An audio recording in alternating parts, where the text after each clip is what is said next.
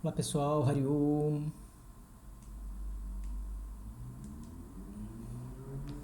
Hariom, sejam bem-vindos. Como vão vocês?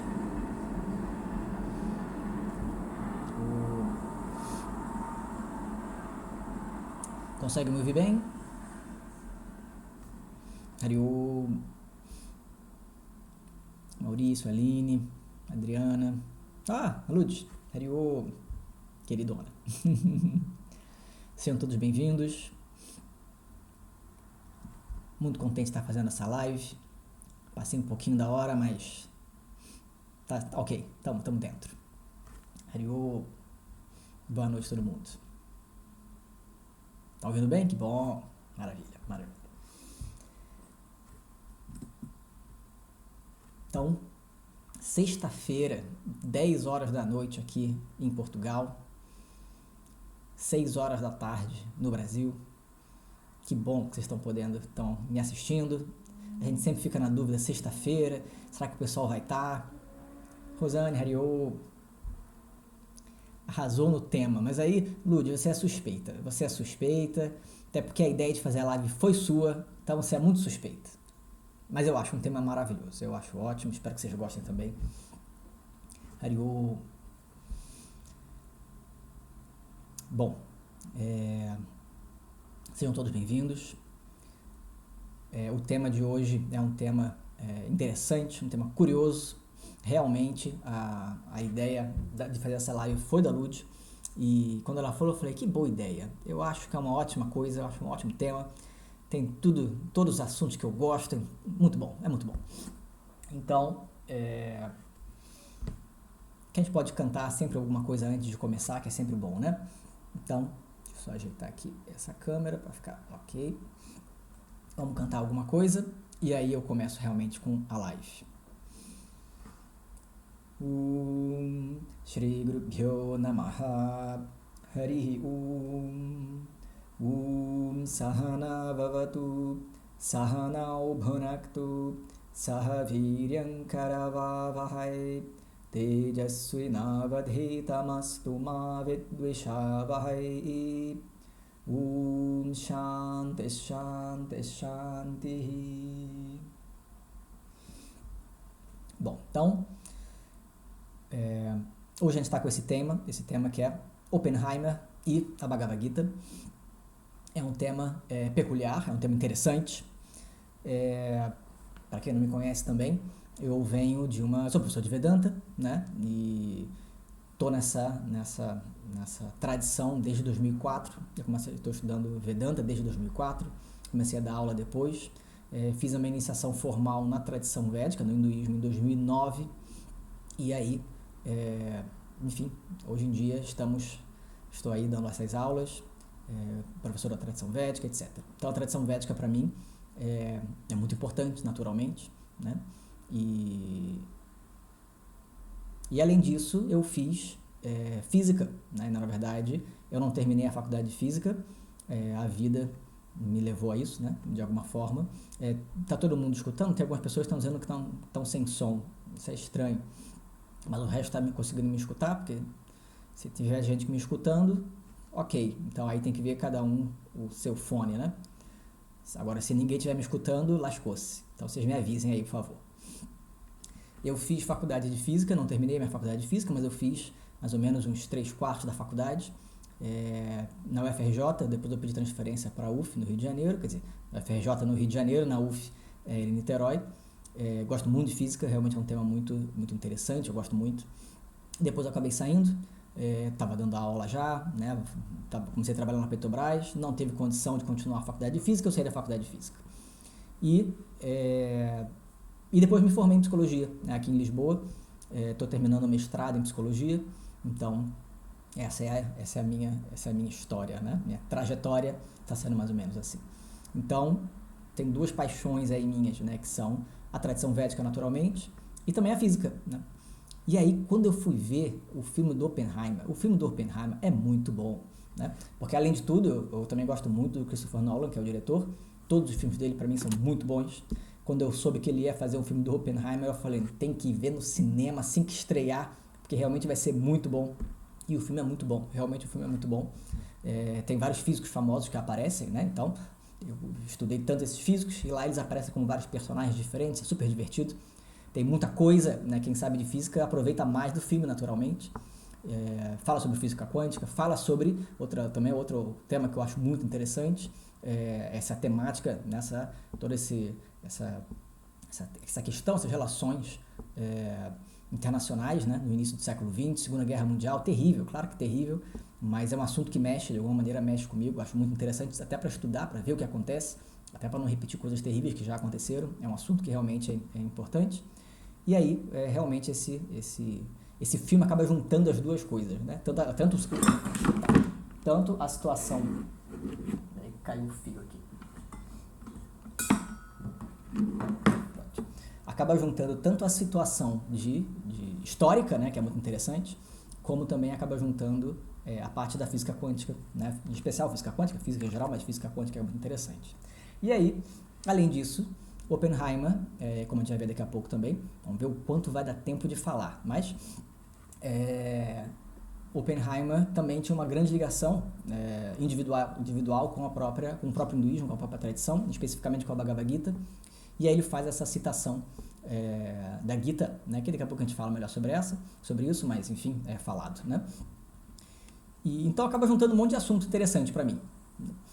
O filme, em geral, o filme é o Oppenheimer, né? O filme é o Oppenheimer, que está nos cinemas agora, estreou semana passada. Então, realmente é um filme muito bom, mas ao mesmo tempo que seja um filme bom, ao mesmo tempo que ele é um filme bom, na minha concepção, lógico, é um filme que mexe muito, o elenco é maravilhoso, ele é bem feito, ele mexe muito, mas ao mesmo tempo ele é muito controverso em alguns sentidos, porque tanto o filme quanto o próprio Oppenheimer acabam sendo estão sendo muitas vezes criticados por ser orientalista, por ter apropriação cultural, e especificamente o filme, ele tem sido acusado, inclusive na própria Índia, de uma inadequação, porque, eu não vou dar spoiler do filme, tá? Então, mas também não adianta muito, porque no final das contas, o filme, eu não vou ficar contando detalhes do filme, porque aí vê no cinema. Mas, por outro lado, a história do filme não tem como dar spoiler, porque ele viveu, né? Você procura na internet a história dele, você já sabe da história dele, né? É evidente que no final ele consegue explodir a bomba atômica no teste nuclear, é evidente que ele consegue, isso aí não é um spoiler, isso é um fato, essa é que é a história.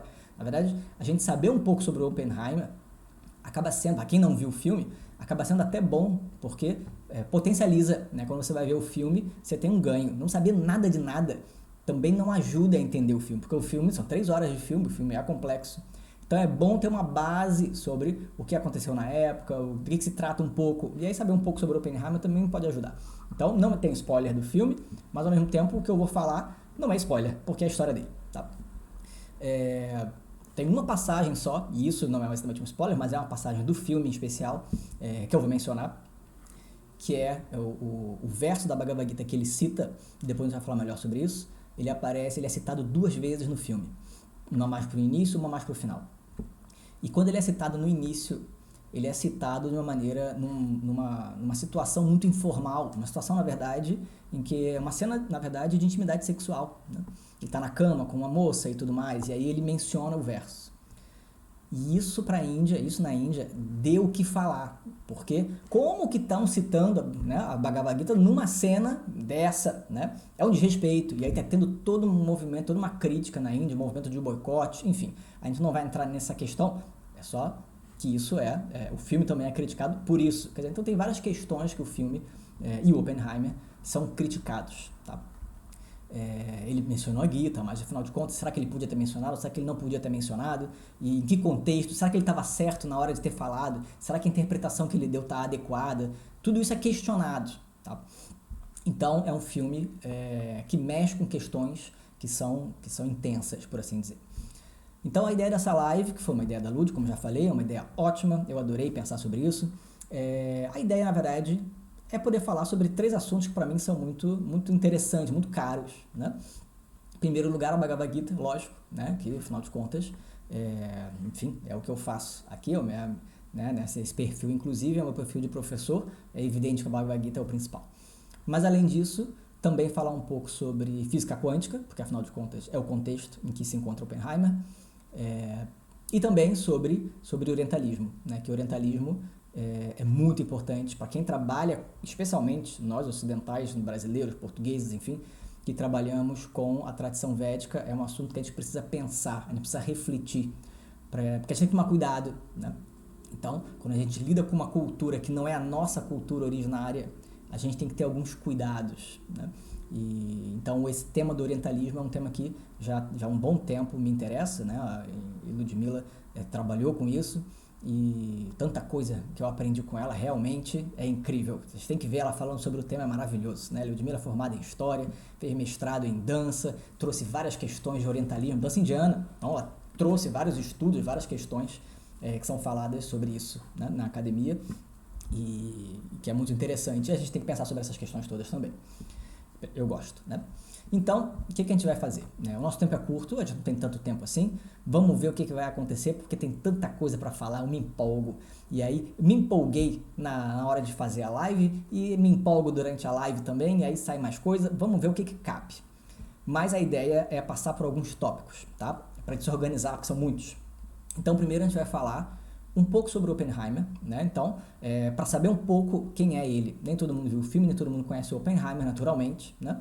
E então falar um pouco sobre o Oppenheimer, falar um pouco sobre essa linha, o que aconteceu basicamente, né, na vida do Oppenheimer, né, para poder, enfim, e aí sim, depois que podem procurar na internet, vão ver o filme é sobre a vida dele, mas as linhas, a linha mestra ali da vida dele a gente tem que saber. Então um pouco sobre o Oppenheimer, eu vou falar um pouquinho primeiro, depois eu vou falar, para poder entender um pouco melhor o contexto de Oppenheimer, eu vou falar um pouco sobre física quântica, né? Ele era um físico, né? É um dos fundadores da física quântica, ele está nesse hall dos vários fundadores da física quântica. Então a gente tem que falar um pouco sobre física quântica. E então falar um pouco sobre a física quântica, falar sobre a revolução científica que foi a física quântica desse período da história, e como é que isso se relaciona de alguma maneira com a tradição védica, com o hinduísmo, porque tem alguma relação, né? E a gente tem que entender também como é que funciona isso. Então, segundo. Depois a gente vai ver em terceiro lugar, a gente vai ver o verso famoso que ele cita, né? Então ele citou esse verso famoso, depois eu vou dizer melhor qual é o verso, em que contexto ele coloca, mas ele cita esse verso, 32 do capítulo 11 da Bhagavad Gita, e aí então a gente vai ver o que a tradição na qual eu estou inserido, porque também tem isso, é importante saber, eu faço parte da tradição de Advaita Vedanta, Vedanta não dual, e aí então a gente vai trazer o que a tradição védica de Advaita Vedanta fala sobre esse verso e o contexto do capítulo 11 dentro da Gita, tá? A gente vai ver um pouco para te entender o que é falado na tradição. E aí depois, quarto tópico, a gente vai falar um pouco sobre orientalismo, né, e os cuidados que a gente tem que ter quando a gente lida com uma cultura que não é a nossa cultura originária. E aí sim, por fim, o quinto tópico, a gente vai tentar entender por que ele associou o capítulo 11, em especial esse verso, com a experiência dele relacionado com a detonação da bomba atômica, tá? Que isso é uma grande questão, como ele associou a explosão de uma bomba, um verso de um texto de São Sagrado, como é isso? Então é uma questão, a gente vai tentar entender qual foi a lógica ali, o que aconteceu na cabeça dele para ele poder fazer esse jogo, tá? Essa aqui é a proposta, esse aqui é o fio condutor que a gente vai ter na live de hoje. Vamos tentar ver se a gente consegue passar por todos eles de uma maneira satisfatória, ok? Bom, então, no primeiro momento, né, vamos começar então falando um pouco sobre o Oppenheimer. Oppenheimer, ele era um físico, ele foi um físico, ele viveu no início do século XX. Oppenheimer, isso é importante dizer, ele era judeu num contexto de tensão, né, quer dizer, ainda que ele era americano, mas ele estudou na Europa, depois ele volta para os Estados Unidos, mas ele vive num contexto pré-Segunda Guerra Mundial, um contexto de tensão, de nazismo, de fascismo, né, e de antissemitismo muito forte, que já vinha do século XIX, mas realmente ele explode no início do século XX e vai culminar naturalmente no nazismo, na Segunda Guerra Mundial, no Holocausto. Então isso é importante, isso é muito importante ter em mente, né? Ele vinha dessa tradição judaica, ele vem de família judaica. E é importante a gente ver também a situação da ciência na época. No final do século XIX, bom, a gente não vai falar muito ainda sobre ciência do século XIX, daqui a pouco a gente fala quando falar de orientalismo, mas no final do século XIX, na física em especial, ele era físico, no final do século XIX, os físicos, eles chegaram numa conferência, isso é datado, é histórico. Tem uma conferência em que os físicos chegaram a uma conclusão. A conclusão é, a gente já sabe tudo, não tem mais nada que a gente possa aprender nesse mundo. A gente já sabe de tudo. A gente sabe a mecânica do universo, os movimentos celestes. A gente sabe sobre termodinâmica. A gente sabe sobre eletromagnetismo. O eletromagnetismo era a joia de ouro ali da física do final do século XIX. Descoberta da eletricidade, do magnetismo e como que as duas, na verdade, são fases de uma mesma força. Isso é uma coisa incrível. E aí tem as ondas eletromagnéticas, teve pouco tempo depois, não teve muito tempo depois, teve o desenvolvimento do rádio. Então, eletromagnetismo é uma coisa incrível. A luz é uma onda eletromagnética. Que coisa fantástica. Não tem mais nada para descobrir. Arrogância, que arrogância. Como não tem mais nada para descobrir? O universo é muito vasto. Não tardou muito para questionando, tentando juntar, né? Isso é a história da física, tentando fazer uma equivalência entre as leis do eletromagnetismo e as leis da mecânica clássica. Tinha alguma coisa que não encaixava, né?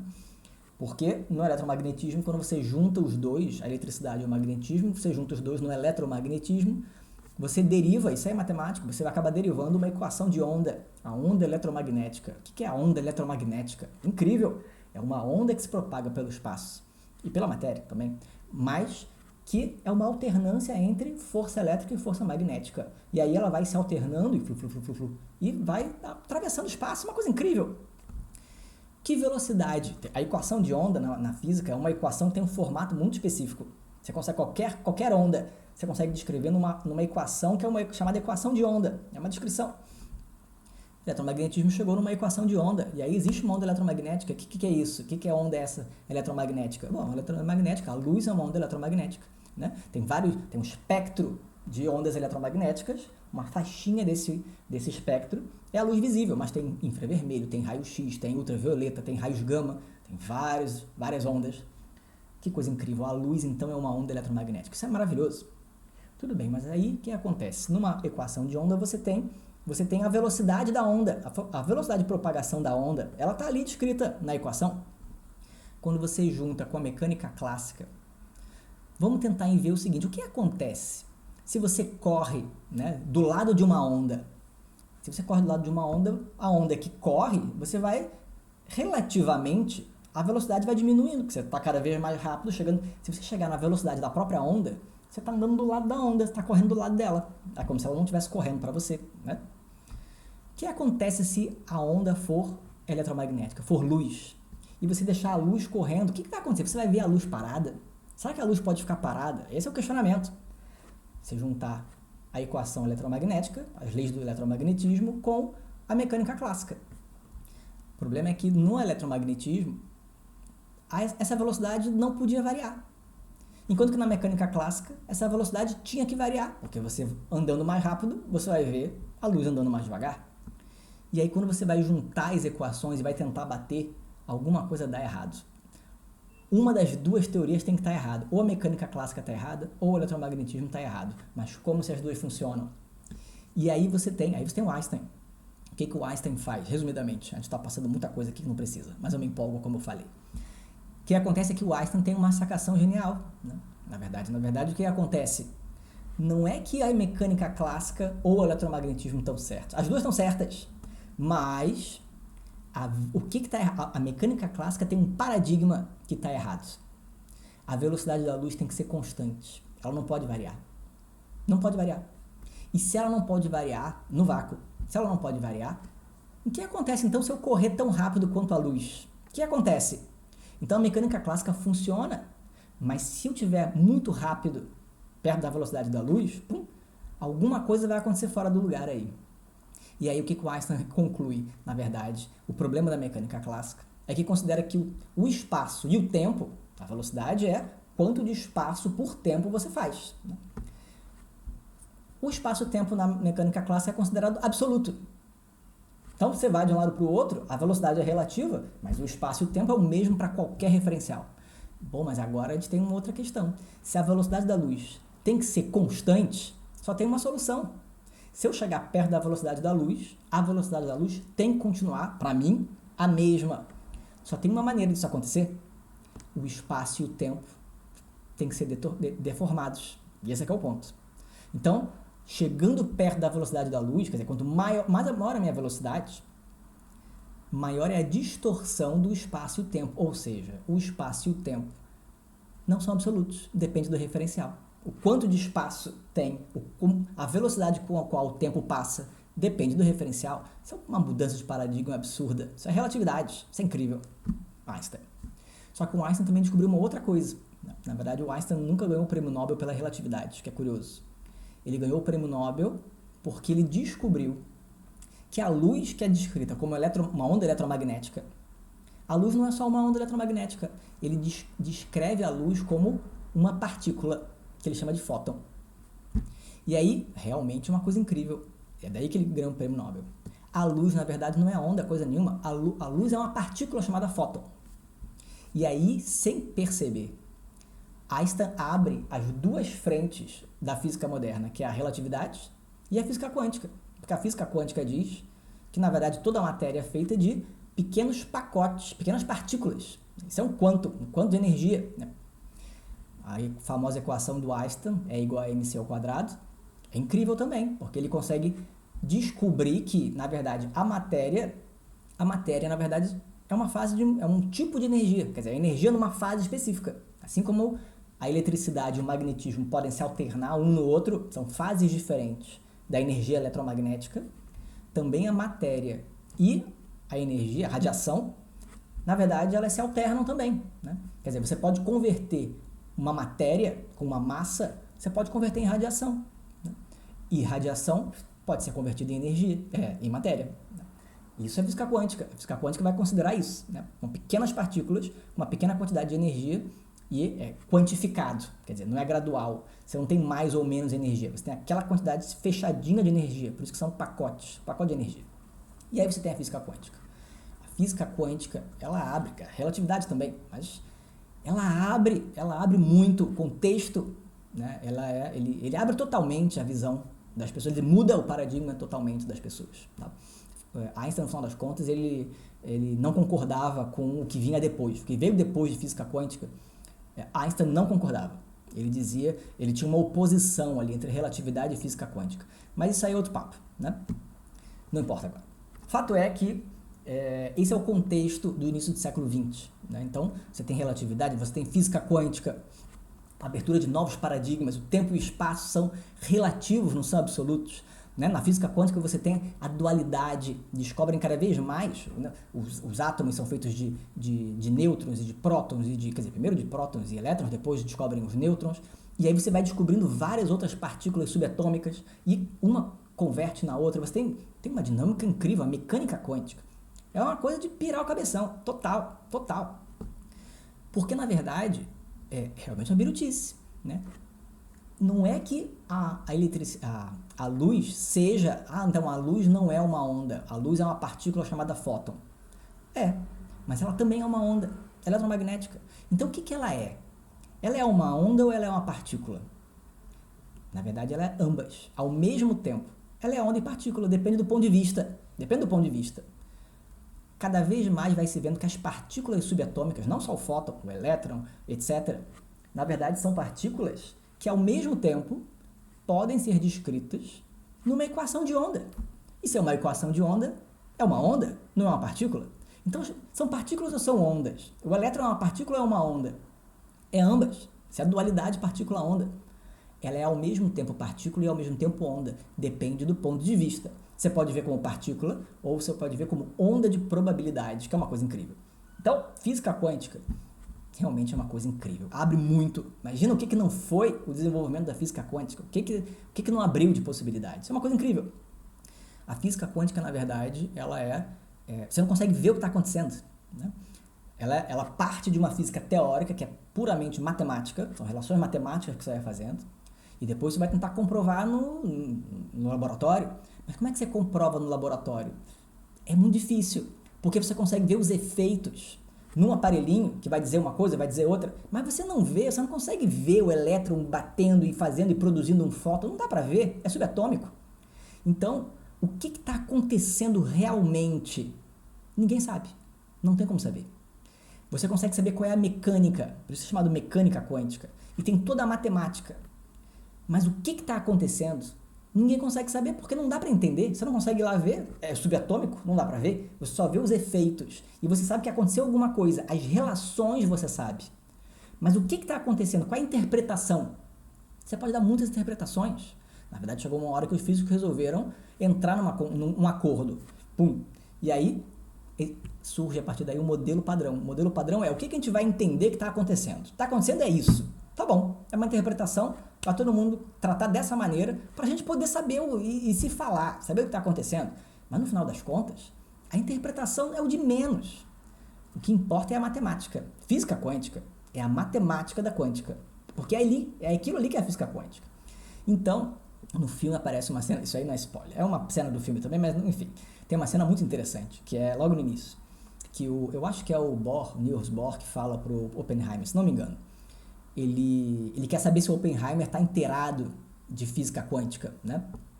E aí ele diz, você consegue ler as equações. As equações, tudo bem, mas as equações são como partituras. A matemática é como partitura. Você pode lidar com as partituras, mas você consegue ouvir a música? Ele pergunta para o Oppenheimer. E o Oppenheimer diz que ele escuta, né? Então, o que é ouvir a música? Não adianta você só ver a matemática. Você tem que saber, não dá para saber o que está acontecendo em termos de interpretação, mas você tem que ser capaz de ter uma abstração suficiente para, vendo as relações matemáticas, ver a mecânica, ver a dinâmica por detrás. Isso é a física quântica e isso é muito difícil. Muita gente diz que hoje em dia não tem quem entenda a física quântica. Ninguém entende. A gente opera, mas não entende. Talvez os primeiros físicos quânticos, talvez eles tivessem entendido.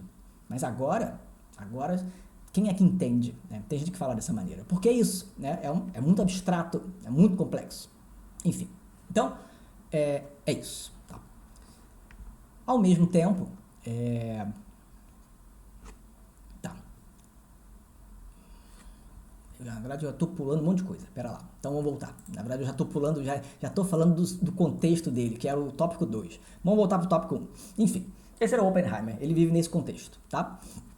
O que acontece é que o Oppenheimer, eventualmente, ele trabalha nos Estados Unidos, eventualmente já está chegando perto do final da Segunda Guerra Mundial, e aí descobrem que a Alemanha, os nazistas, estavam tentando desenvolver um projeto de bomba atômica. O que é a bomba atômica? A bomba atômica a live vai ficar gravada, eu espero que sim, né? Eu estou gravando inclusive em paralelo para poder manter inclusive, então acho que vai ficar gravado, mas vamos torcer para isso, vou tentar o máximo. A bomba atômica é o quê? A bomba atômica também não vou entrar em detalhes técnicos, mas a bomba atômica ela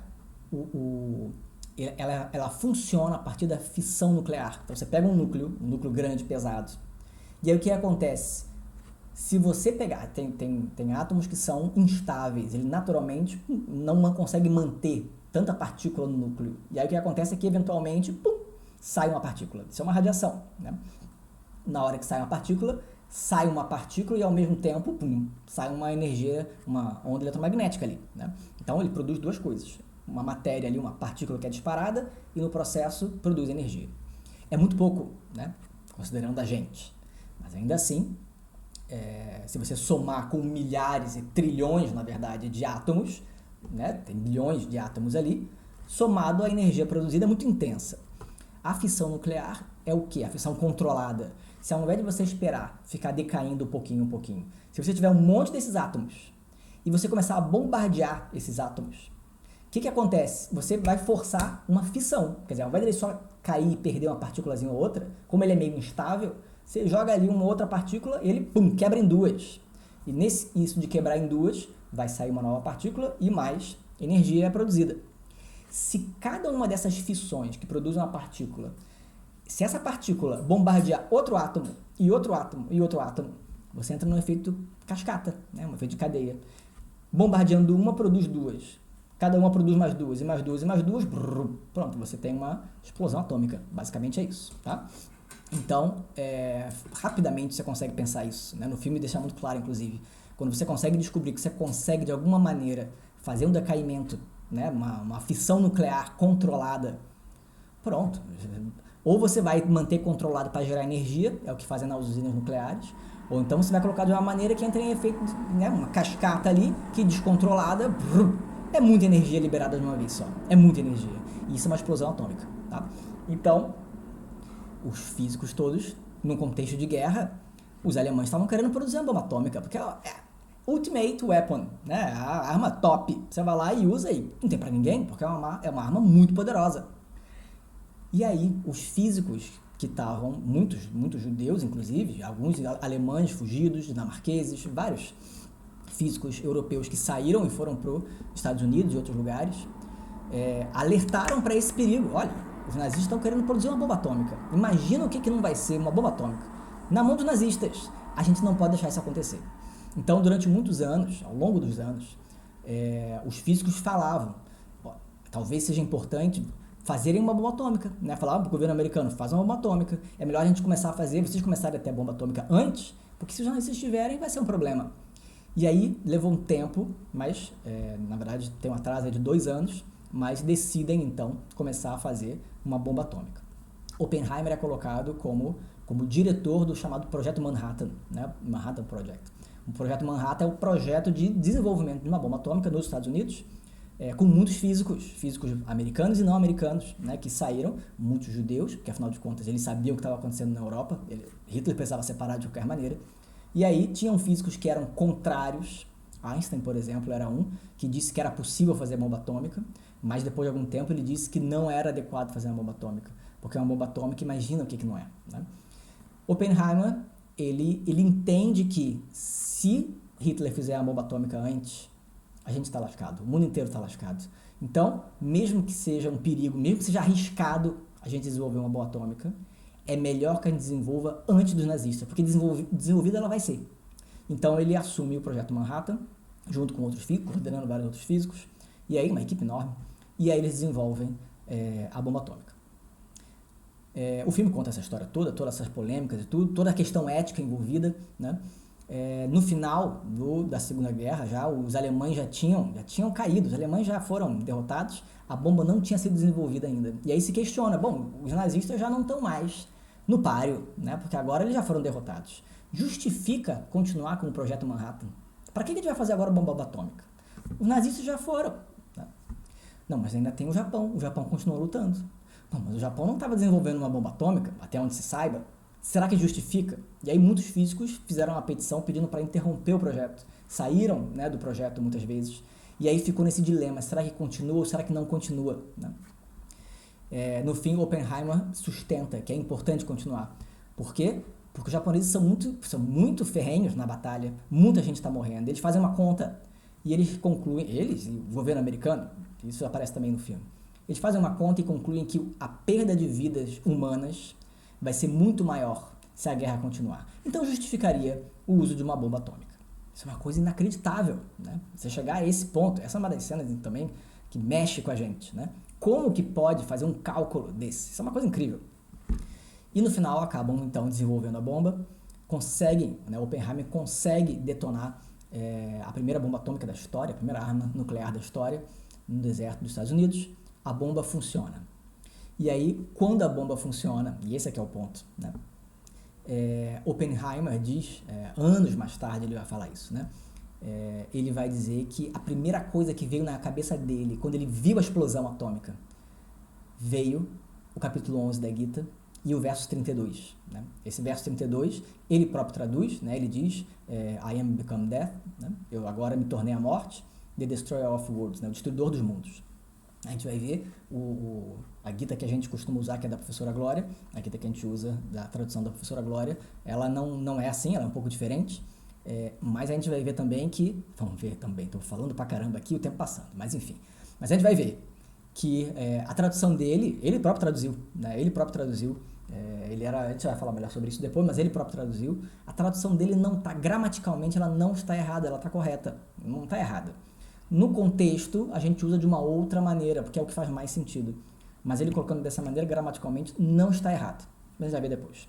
diz que ele pensa isso quando ele vê a explosão da bomba. E aí depois, logo depois disso, os Estados Unidos resolve utilizar a bomba atômica. E aí ele dispara a bomba atômica em 2 cidades japonesas, Hiroshima e Nagasaki, né? Que enfim, isso é terrível, realmente é terrível, porque 95% diz que 95% das vítimas eram civis e a grande maioria eram mulheres e crianças, porque os homens estavam na guerra, né, estavam fora das cidades. É uma catástrofe, realmente. Nada justifica realmente o uso de uma bomba atômica sobre uma cidade, né? E ainda tem essa questão, o Maurício está colocando, jogaram uma bomba e ainda jogaram a segunda, quer dizer, claro que o objetivo era mostrar força, né? É claro que também tinha a questão de fazer o teste e a que custo. Então é uma passagem terrível, realmente é uma passagem terrível. O próprio Oppenheimer, ele claramente ele fica muito mexido com esse uso. Enfim, imagina, né? Passa o tempo, o projeto Manhattan, que terminou, né? Mas na verdade os americanos querem continuar com o projeto. Por quê? Porque na verdade os soviéticos estavam correndo atrás de bomba atômica também, claro que sim, né? Esse que era o ponto também. E aí o que acontece? Isso já era previsto. Bom, agora que um tem bomba atômica, o outro vai querer bomba atômica também. E se o outro fizer a bomba atômica, o que vai garantir a defesa? É fazer uma bomba atômica maior. Então, Guerra Fria, né? A Guerra Fria já era esperada. E foi o que aconteceu, né? E realmente foi um acontecimento que moldou toda a história do século XX, né? No pós-guerra, não tem jeito. Oppenheimer foi crítico, ele foi crítico à continuidade do projeto. Ele disse que já foi suficiente, a guerra foi terminada, a bomba terminou a guerra, não tem porquê a gente continuar fazendo, agora a gente tem que exterminar, tem que conversar com os soviéticos e entrar num acordo para dizer, ninguém vai fazer bomba atômica, isso tem que ser feito. E acabou, enterra esse projeto. Mas o governo americano queria continuar, naturalmente, e aí eles continuaram agora para fazer outro tipo de bomba, que já estava sendo pensada na época também, que é a bomba H, a bomba de hidrogênio, que não usa fissão nuclear, usa um poder maior ainda quântico, que é a fusão nuclear, né? A fusão de 2 átomos de hidrogênio, e isso gera muito mais energia, né? Na verdade, é como o Sol produz a energia no núcleo solar, né? E realmente começaram a fazer outros testes, e hoje em dia a gente foi vendo, né? A quantidade de teste nuclear que foi feito ao longo do século XX é inacreditável. Tá? Então, basicamente, essa é o fio da meada ali do Oppenheimer.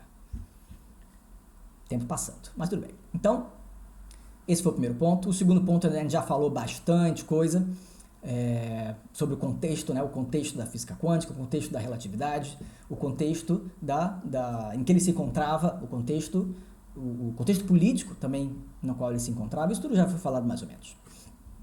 Mas, além disso, a gente tem um outro contexto de Oppenheimer no início do século XX, que é a proximidade, o interesse que Oppenheimer teve com a tradição védica. Na verdade, quando a gente fala sobre física quântica, isso é muito interessante. A física quântica foi uma mudança muito grande de paradigma. Realmente mudou, fez uma revolução. Foi uma revolução científica. Mudou muitos paradigmas. E é muito interessante porque nesse mesmo período, se a gente for parar para pensar nos físicos, os pais da física quântica, boa parte deles tinha interesse e algum conhecimento sobre a tradição védica. Né? E por quê? Bom, na verdade, o século XIX inteiro, os acadêmicos estavam interessados na Índia e na tradição védica. A gente vai deixar falar isso depois, se for dar tempo, porque essa altura eu já não sei. Claro que com muita interpretação equivocada, com muito interesse econômico, político, muita deturpação, muita coisa. Mas já no início do século XX, nem todo o trabalho acadêmico era deturpado, nem todo trabalho acadêmico tinha interesses escusos. Tinha trabalhos acadêmicos muito sinceros, é evidente. E já na época de Oppenheimer, amanhã vai ter o curso intensivo, vou falar no final da live também. Amanhã a gente vai falar melhor sobre orientalismo e etc. Né? O curso de amanhã é um curso intensivo, depois eu vou falar melhor. Aí sim a gente vai falar bastante sobre essa questão. Hoje não tem tanto espaço para isso, mas a gente vai falar um pouquinho. Mas amanhã a gente vai falar melhor sobre isso. Quem estiver interessado, tem como se inscrever ainda, tá lá fora no meu perfil, tem como ir lá ver. Mas depois eu falo melhor. Então, no início do século XX, inclusive, já tinha gente da própria Índia que tinha ido para o Ocidente já, né? Swami Vivekananda, Sri Aurobindo, já tinha alguma coisa falada. Estão perguntando aqui o que é esse tema, né? E como é que se inscreve. Para se inscrever, tem na bio do meu perfil, tem um link de inscrição. Dá para se inscrever. É um curso intensivo amanhã, de 3 horas. Tem como assistir ao vivo, tem depois como assistir a gravação, vai ficar 8 meses liberado para quem se inscrever. E, na verdade, amanhã a gente vai falar sobre as origens da civilização védica. Né? O que, de alguma maneira, o objetivo não é falar sobre a origem da civilização védica em si, ainda que o tema seja esse. Mais importante do que isso é o que se fala sobre as origens da tradição védica. Né? O que foi construído em termos de divisão no século XIX, falando sobre as origens da civilização védica, né? E o enfim, aí sim, né? O quanto de orientalismo teve, quanto de deturpação teve, o quanto de entendimento equivocado teve a partir de uma visão orientalista, uma visão de superioridade, né? Uma visão eurocêntrica, olhando para uma Índia e vendo uma Índia que, na verdade não existia dessa maneira, né? Olhando com um olhar ocidental, você interpreta de uma certa maneira toda a história da Índia, toda a história da civilização védica. Então, é mais ou menos esse que é o tema de amanhã. A gente vai falar um pouco sobre a teoria da invasão ariana, basicamente, que é a explicação que foi dada no século XIX das origens dos Vedas, e como que até hoje, mesmo com várias evidências contrárias, ainda se fala sobre isso e ainda se traz essa visão. Então, tem muitas questões, né? O tema é maravilhoso, realmente o tema é muito importante para a gente que no Ocidente está imerso de alguma maneira ou tem interesse na tradição védica. É muito importante para saber o que se fala e o que se pensar sobre isso, né? De alguma maneira, refletir sobre essas questões é muito importante. Então, esse é o tema da aula de amanhã. Toca um pouco no tema da live de hoje, por isso que a gente está falando também. Mas então, no início do século XX, tinha muito material acadêmico falando sobre a tradição védica, questionamentos filosóficos, e já tinha também questionamentos, né, informações da própria tradição, como eu falei sobre Vivekananda, Sri Aurobindo. Então tinha muito material, e é natural que os acadêmicos, os intelectuais, estudassem sobre esse tema também, não necessariamente entendendo tudo. Mas alguma coisa é evidente que eles entendiam, porque você consegue entender, mesmo academicamente. O problema não é estudar de maneira acadêmica. A gente fala muito na nossa tradição que é importante estudar de maneira tradicional, imerso na tradição védica, numa linhagem mestre-discípulo. É verdade. O autoconhecimento só vem numa metodologia específica que é imersa na tradição védica. Não tem estudo acadêmico que conduza ao autoconhecimento. Vou estudar academicamente a Upanishad. Você está estudando sobre a Upanishad. Você não está estudando a Upanishad. Então, são 2 tipos de estudo. Não quer dizer que o estudo acadêmico seja ruim, seja um problema. Não necessariamente. Você pode fazer um bom estudo acadêmico sobre Vedanta, sobre a tradição védica. Problema nenhum. É um outro tipo de abordagem. É uma abordagem sobre. Agora, é muito diferente você fazer uma abordagem sobre, olhando de um olhar externo, né? Visto como superior. Né? Então, vou estudar como um objeto, simplesmente. Não, mas é uma tradição viva. No mínimo, você tem que escutar o que a tradição viva diz, para você poder dialogar, para você poder, de alguma maneira, entender a partir do ponto de vista interno, né?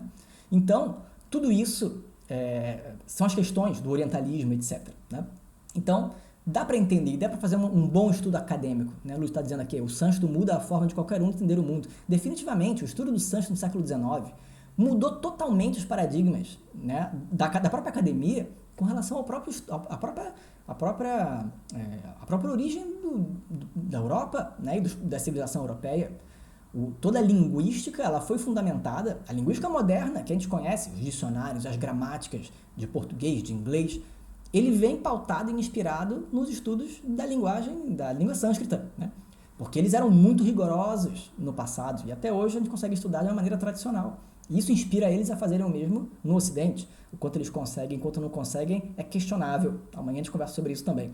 Mas muda os paradigmas, porque a forma de pensar é diferente, né? Enfim, o fato é que Oppenheimer, quer dizer, não só Oppenheimer, mas muitos físicos quânticos na época, tinham uma base, tinham um interesse na tradição védica, um respeito, porque é fascinante, verdadeiramente fascinante, né? E é muito interessante porque para você poder formular física quântica, você tem que ter uma capacidade de abstração fora do comum. Você tem que ter uma abertura de mente para pensar diferente, para pensar de uma maneira maior realmente, né? Uma maneira que não é rigorosa. A gente está falando de relatividade e física quântica. Você está tirando aquela imagem tão fixa e rígida e você está sacudindo ela. Não, porque o espaço e o tempo são relativos. Isso é muito ousado, né? Você dizer que o elétron é uma partícula e onda ao mesmo tempo, como que pode? Cadê as certezas da mecânica clássica? Toda a física do século XIX, né, ela passa por uma mudança muito drástica. A pessoa, para poder fazer isso, esse grupo de pessoas, tinha que ter uma mente realmente aberta. A gente não tem como dizer que o estudo que eles tiveram, né, o tanto de estudo que eles tiveram, em termos dos Vedas, em termos do questionamento, é claro que isso influenciou e muito a física quântica, isso não tem a menor dúvida. É claro que, de novo, o autoconhecimento vem só de uma maneira tradicional, mas você consegue entender muita coisa em termos de filosofia, em termos até da visão de Ishvara, a visão de Ishvara que é cósmica. Isso faz toda a diferença para você poder entender física quântica. Toda a diferença, claro que tem, né?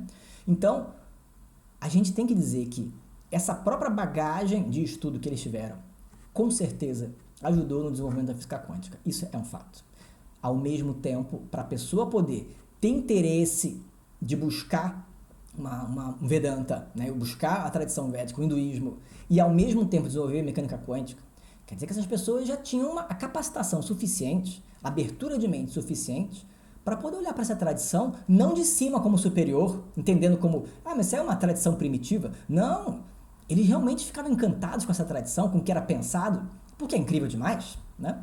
Então, é importante dizer também, física quântica e Vedanta não falam a mesma coisa, mas tem muitas coisas que ou se parecem, ou se inspiram, a gente consegue de alguma maneira jogar, porque a gente consegue uma abstração de uma maneira diferente. Você pega o conceito de todo, você pega o conceito de um absoluto, que é um único, mas que ao mesmo tempo se torna múltiplos através da sua Maya, né? Maya, a ilusão. Aí, é claro que isso ajuda você a entender física quântica. Como é que uma partícula é ao mesmo tempo, partícula e onda ao mesmo tempo?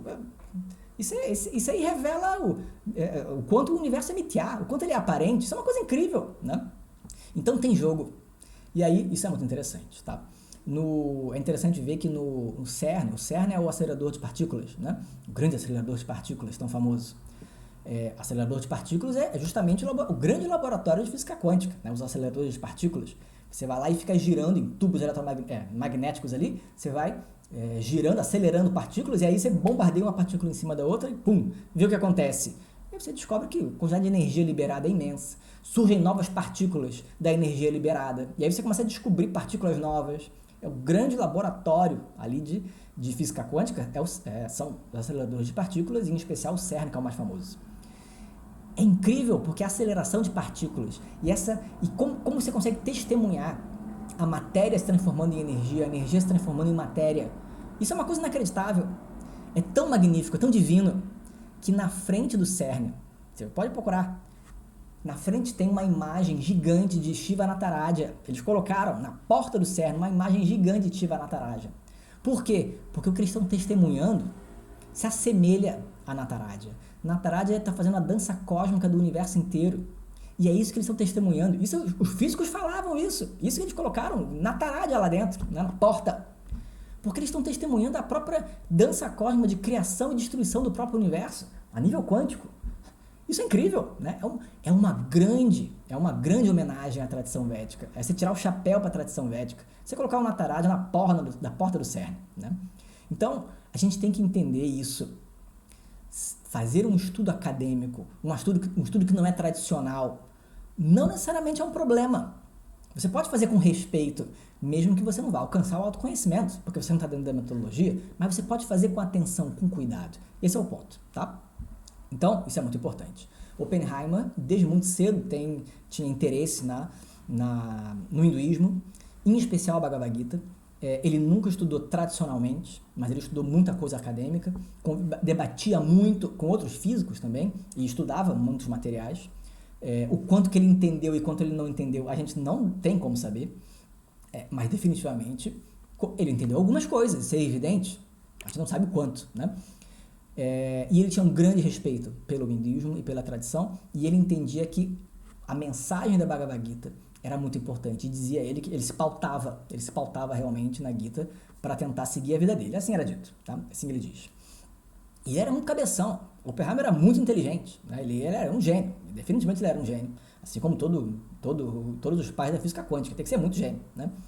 E aí o que acontece é que ele era muito bom em línguas, né? E ele estudou sânscrito. E ele próprio resolveu fazer uma tradução da Gita, porque ele não confiava muito nas traduções que existiam. O que, na verdade, era bem razoável. O problema, como sempre, é que quando a gente vai fazer uma tradução, e isso a gente fala muito nas nossas aulas, quando você vai pegar, se você pega um texto qualquer da tradução e lê, a probabilidade de você entender realmente é baixa. Né? Por quê? Porque o que está realmente sendo dito? Qual é a visão que realmente está sendo transmitida? Só não imerso numa tradição de ensinamento você é capaz de entender. Porque o professor que já entendeu consegue transmitir essa mesma visão a partir de uma metodologia que funciona. Funcionou com ele, vai funcionar com seus alunos. E assim a tradição se mantém.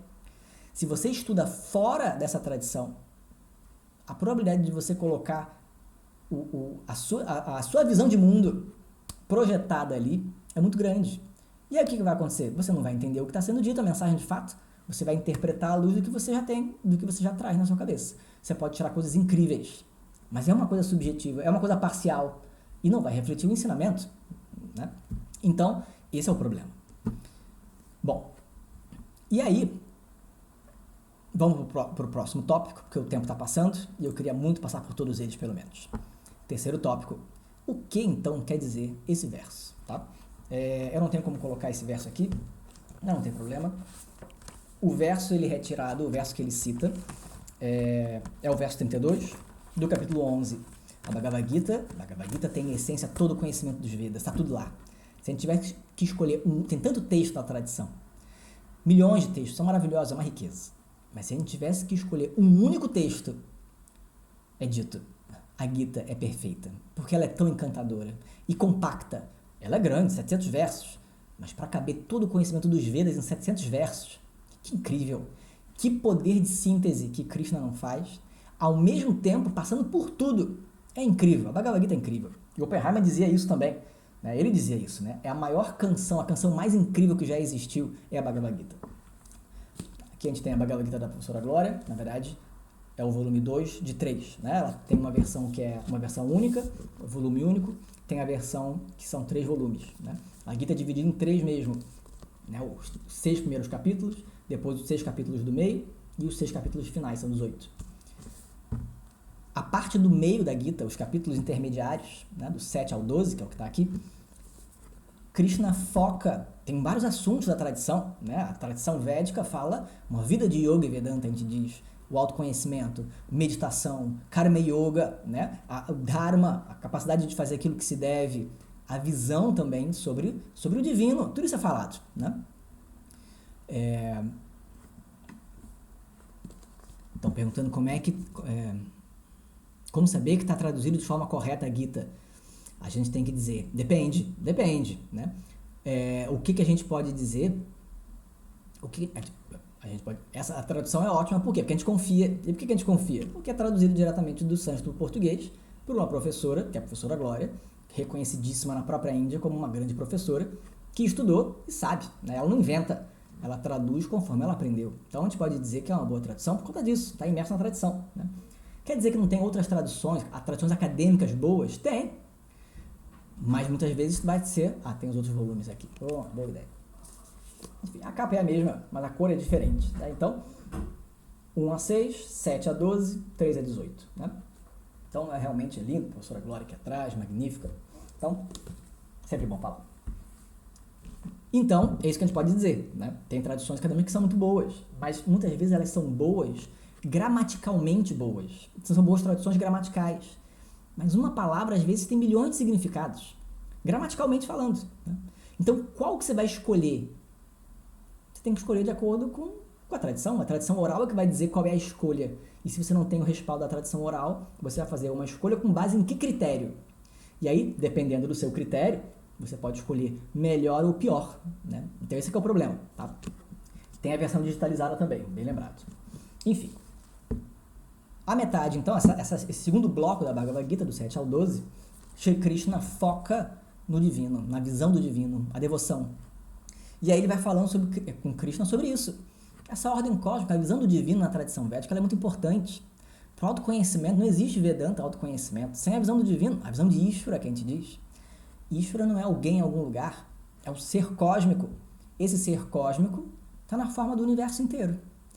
portanto ele também está na sua forma. Você precisa reconhecer o universo inteiro como se fosse o corpo desse divino. E você faz parte dele, você não está separado. Aí você pode acomodar o universo como ele é. Você pode ver o que você gosta é divino. O que você não gosta também é divino, né? A gente tem essa tendência, que é uma mente imatura que a gente tem, de dividir o universo em duas metades. A metade que eu gosto, que é bonita, que é agradável. E a outra metade que eu não gosto, que eu acho feio, que eu acho terrível. E aí eu nego, eu excluo. Isso é uma tendência que a gente tem, de tentar excluir aquilo que a gente não gosta. Aí então o que eu não gosto não é divino? Por que não? Ah, porque se eu não gosto, existe no universo e você não gosta. Você acha que o universo está preocupado com o que você gosta ou o que você não gosta? Ele não está nem preocupado em agradar, nem preocupado em desagradar. O universo é o universo, ponto. O universo é o que é. E se eu tenho algum problema com alguma parte, algum aspecto da vida e do universo, é uma dificuldade que eu tenho. Então, ao invés de culpabilizar e tentar modificar o universo, tentar excluir essa parte do universo, que vai ser impossível, convenhamos, eu preciso olhar para dentro e perguntar por que é tão difícil? Por que é tão difícil para mim lidar com isso? E aí eu cresço em cima. É muito imaturo achar que o que eu não gosto não é divino. O divino é tudo. E o que eu não gosto não é só gosto. É o que eu não concordo. É o que eu acho terrível. Como é que pode? O sol é divino, claro que é maravilhoso. A lua é divino, o oceano é divino. Os animais são divinos. Ah, que lindo, né? O conhecimento é divino. Mas a ignorância também é divina. Porque senão não existia. A violência é divina. A morte é divina. As guerras são divinas. Tudo é divino. E isso é muito difícil de entender. Como é que eu posso entender algo que eu não concordo, que eu sou contra, e que eu passo a vida inteira indo contra, e entender que é divino? Como é divino? É uma visão de divino diferente, né? Exatamente, tudo que faz parte do universo é divino, porque o universo inteiro é divino. Gostando ou não gostando, concordando ou não concordando, eu não tenho que concordar com tudo, e pode ser o meu papel lutar contra alguma coisa nesse universo, mas aí é o meu papel. Até para poder desenvolver e desempenhar o meu papel, eu preciso acomodar tudo como divino. E aí no meu papel é ir contra aquilo. Mas aquilo é divino também. Eu vou lá e faço o meu papel nesse mundo. Porque assim é a ordem cósmica e tá tudo certo. Isso é muito difícil de entender. Por isso que Shri Krishna fala, comece com o mais fácil, com o mais encantador. Naquilo que é mais incrível no universo, eu tô lá. Shri Krishna fala como esse divino, né? É para entender não como uma pessoa Krishna, mas como esse divino. Ele diz, naquilo que é mais incrível, lá estou eu. Entre tudo aquilo que é brilhante, eu sou o sol, o mais brilhante de todos. Entre tudo aquilo que tem água, eu sou o oceano, que é vasto. E assim ele vai falando. No capítulo 10 ele fala assim, né? Ele vai descrevendo essa grandeza. Mas Krishna não entende. Krishna não consegue entender. E aí no capítulo 11, Shri Krishna, ele está encantado. Ele está, na verdade, conseguindo contemplar esse divino, mas ele não consegue contemplar totalmente o divino. Ele está contemplando aquilo que é maravilhoso, porque é o que Krishna foi falando para ele fazer. E aí ele resolve dizer para Shri Krishna no capítulo 11, você por favor então agora, tão incrível, você que é divino, nessa forma você é uma manifestação divina. Eu não quero ver só essa sua manifestação divina, eu quero ver a sua forma cósmica. A forma cósmica significa todas as formas ao mesmo tempo. Isso é impossível, ninguém vai conseguir ver todas as formas ao mesmo tempo. Essa é a forma cósmica. A gente vê a forma parcial do divino.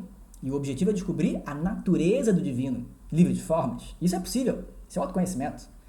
O que Arjuna queria era descobrir... Arjuna é o discípulo da Bhagavad Gita, né? Eu falei errado? Não posso ter falado. A Gita é Shri Krishna ensinando para Arjuna, né?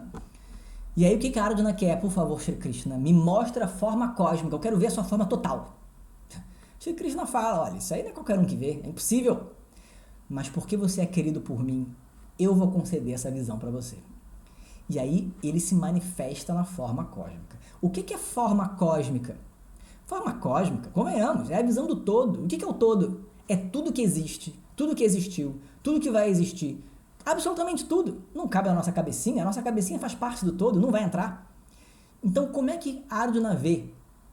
A Gita transcreve essa visão de uma maneira simbólica. Ele vê Krishna com milhões de cabeças e milhões de braços e milhões de pernas. E aí tem várias faces diferentes. E todas as deidades aparecem no corpo dele. E aí o sol e a lua. É incrível. É metafórico, claro. Todos os braços, todas as pernas, quer dizer, toda a capacidade de ação, toda a capacidade ele está em todo lugar, todas as pernas quer dizer, é todo o espaço, ele está presente no espaço inteiro, todas as cabeças, são todos os seres que existem, é minha cabeça também é a cabeça dele, vê tudo. E ele fica encantado, ele vai descrevendo. Só que daqui a pouco, ele começa a ver que o todo inclui tudo, inclusive aquilo que é terrível. E ele não estava preparado para o terrível. E aí o que acontece? Ele começa a ver aquela batalha que ia acontecer, as pessoas todas, elas estão sendo destruídas, estão entrando na boca de Krishna e sendo devoradas, e saindo labaredas que estão consumindo o universo inteiro. E ele fica apavorado, o que é isso? Eu imaginei que eu ia ver um bosque florido, maravilhoso, né? E pode pim-pim-pim, mas não a destruição em massa das pessoas do universo, o universo inteiro sendo consumido por você. Isso é terrível, eu não aguento ver. Ele está vendo o futuro já. E no futuro isso tudo vai acontecer, eu não consigo, eu não aguento. Por favor, Shri Krishna, volte à sua forma agradável. E me diga quem é você, porque eu não reconheço. Você era para ser o divino, magnífico. E agora é uma destruição total, eu não consigo reconhecer. Quem é você? E aí nessa hora, Shri Krishna diz para Arjuna, ele diz, né? Shri Krishna fala. Deixa eu voltar aqui, verso 32. Shri Krishna diz, né? Shri Bhagavan Vacha, ele diz: Kalaha asmi, eu sou Kala. Kala é o tempo, eu sou o tempo. Quem é o tempo? Loka Kshayakrita, né? Loka Kshayakrita, né? Loka Kshayakrita é a causa da destruição de Loka. Loka é o mundo, são os mundos, mas também é os habitantes do mundo, né? dos mundos. Então, nossa, eu virei o negócio, aconteceu alguma coisa aqui. Eu sou Kala, o tempo, aquele que destrói todas as pessoas. É assim que a professora Glória traduz aqui. Só que, esse ele diz, né? E aí ele continua, né? No contexto, o que ele está dizendo?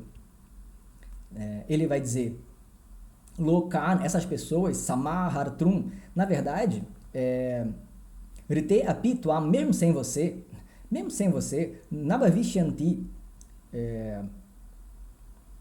Sarvei. Na verdade, todas essas pessoas que estão aqui, nesse campo de batalha, o contexto de Arjuna é um campo de batalha, ele vai lutar e não quer lutar, porque são parentes. E ele diz, essas pessoas todas que você está vendo sendo destruídas, elas já vão ser destruídas, com ou sem você.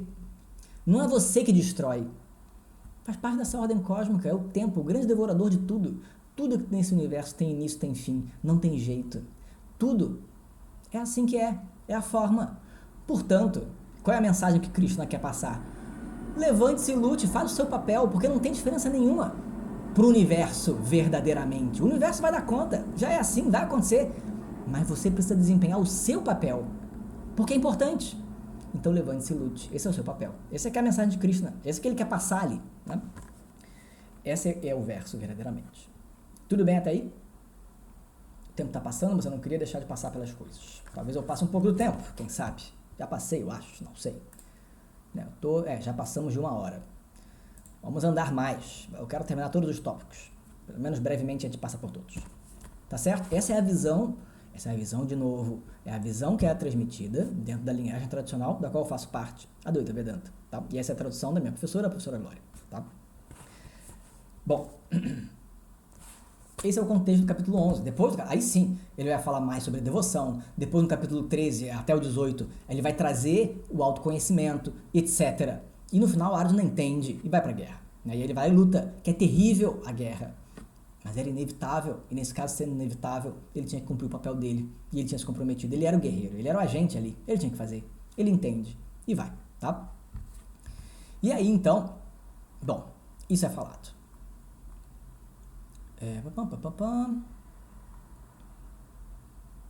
Certo. Quarto tópico, vamos falar brevemente o problema do orientalismo. O que é o orientalismo? No século XIX, a gente tem a visão, na verdade, a própria ciência, isso é que a gente tem que ver rapidamente. A gente vai falar melhor amanhã, mas brevemente, porque importa aqui na nossa live. A gente precisa entender que, e especialmente hoje, né, a gente tem hoje também essa questão, até ainda hoje, muitas vezes a gente pensa na ciência como sendo aquilo que é correto. A ciência está além de qualquer tipo de visão, porque a ciência ela é lógica, ela é livre de qualquer tipo de enviesamento, ela é neutra. A ciência não é neutra.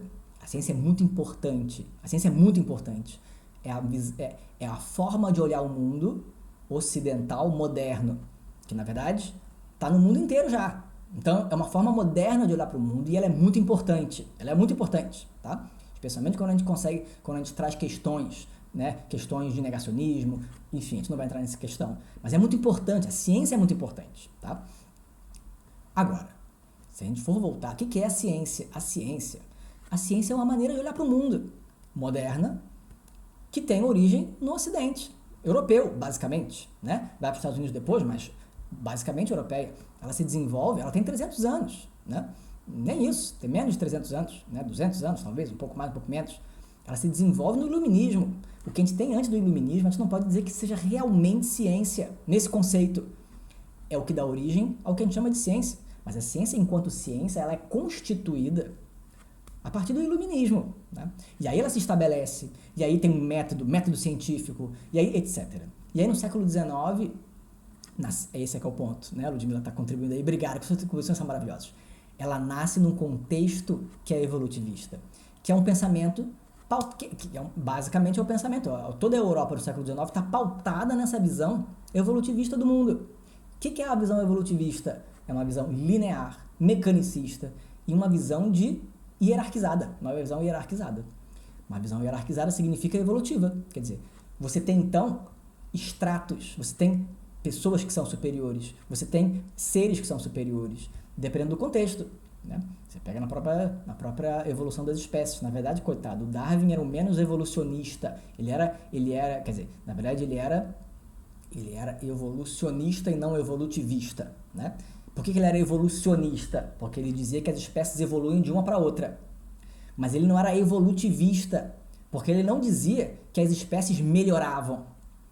E aí, portanto, né, ficavam cada vez melhores, superiores às anteriores. Isso é evolutivismo, não é isso. Darwin falava que as espécies se transformam umas nas outras por adaptação. Dependendo do momento, elas se adequavam. Isso é evolução. Você pegar um ser humano e colocar na época dos dinossauros, já está lascado, porque a gente não está adaptado àquela época. Adaptação é diferente de superioridade, né? Evolucionismo é diferente de evolutivismo. O problema é que toda a ideia de um evolucionismo transborda para um evolutivismo e sai das ciências naturais também e vai para outros ramos, inclusive para as ciências ditas humanas, né? Antropologia, né? E aí você tem toda uma ideia sobre as culturas, as tradições, as religiões, a raça, né? O conceito de raça que é desenvolvido no século XIX, cientificamente, o racialismo científico. Quem diz que hoje é racismo, no século XIX era científico, né? E aí você desenvolve uma estrutura hierárquica de superioridade. E aí quem está no topo da superioridade, da escala humana de superioridade? É o europeu branco, que é intelectualmente mais... assim, eles acreditam, né? A visão deles era essa. O branco europeu era mais desenvolvido, porque ele era tecnologicamente superior, economicamente superior, tinha poder militarmente superior, e isso abre dois ramos, né? Intelectualmente, eles achavam que a ciência, que era o modo de pensar deles, era superior a qualquer outra forma de pensar, naturalmente. E, ao mesmo tempo, eles tinham um poderio econômico e militar, tecnológico, para poder dominar o mundo inteiro. É o modelo imperialista, e realmente eles dominaram o mundo inteiro, né? E aí o que acontece? Além deles olharem para si mesmos e entenderem que a visão deles é superior às outras, eles entendiam também que eles eram preparados para poder governar as pessoas. Os outros povos não tinham capacidade de autogoverno tanto quanto eles. Então era legítimo que eles dominassem os outros povos e administrassem os outros povos. E aí você tem, no estudo dos outros povos, das outras culturas, você tem uma visão eurocêntrica do mundo, uma visão alienista, né? Eu olho para o outro enquanto outro, ponto. Como um outro inferiorizado. E aí eu tenho uma visão neutra. Não existe visão neutra. Você parte de um ponto de vista e quando você olha para aquele ponto de vista, para aquela cultura, sem considerar, sem respeitar o que a própria cultura fala sobre si mesma. Não, você acha que você pode falar sobre o outro melhor do que o outro fala de si mesmo. É claro. Isso é o orientalismo, né? O orientalismo, na verdade, ele surge, claro, o orientalismo é sobre o Oriente, né? olha para essas culturas ditas orientais e cria o conceito do que é o Oriente, né? Porque o Oriente só existe frente ao Ocidente, né? Isso é criado, essa cisão é criada nessa forma de pensar. O europeu olhando para o Oriente e dizendo, são os orientais, é o Oriente. E o que é o Oriente? E aí você estuda o Oriente, como a Lúcia está falando, enquanto objeto. Você não estuda o Oriente enquanto fonte, enquanto tendo voz para falar sobre si. Não, é um objeto de estudo. E eu vou falar sobre esse objeto de estudo, isso é orientalismo. E aí você cria um olhar tendencioso, parcial, um olhar eurocêntrico e que evidentemente não vai considerar o que está sendo dito lá. Você vai inventar um monte de coisa, você vai interpretar um monte de coisa com base no que eu já estou pensando, com base no que eu já tenho, no meu histórico de pensamento. Como é que você pode dizer que isso verdadeiramente traz algo, né? Algo verdadeiro, né? Ele está ali de alguma maneira contaminado, né? Então, isso é o século XIX. É claro que a academia passou por muita coisa desde então. E aí hoje você tem todo um movimento, recentemente tem todo um movimento, inclusive, de resgate disso, né? Decolonialidade, o pensamento decolonial. É tentar trazer uma visão desses povos, dessas culturas, trazer não é só a visão sobre eles, é sobre tudo. Trazer um outro ponto de vista e deixar falar, trazer a voz, ouvir a voz deles. E aí tem diálogo, né? Então você poder fazer uma academia decolonial é uma coisa realmente incrível. Porque você considera os saberes originários de outros povos como igualmente válido, né? E aí você tem diálogo, tá? Então isso tudo tem modificado. Ainda é recente, ainda é pequeno, claro, mas a academia tem essa capacidade de se modificar, que bom, né? Isso é muito importante também. Mas então, esse é o cuidado. Quando a gente estuda, e aí nós não somos indianos. Nós estamos adotando de alguma maneira uma cultura, estudando uma cultura que não é nossa. E a gente tem que tomar muito cuidado. Até onde a gente está sendo orientalista? Até onde a gente não está pegando aspectos dessa cultura e rejeitando o resto, fazendo apropriação cultural, né? E aí pega o negócio e descontextualiza. E aí você perde, a tradição perde, né? A gente tem que honrar esse povo, né?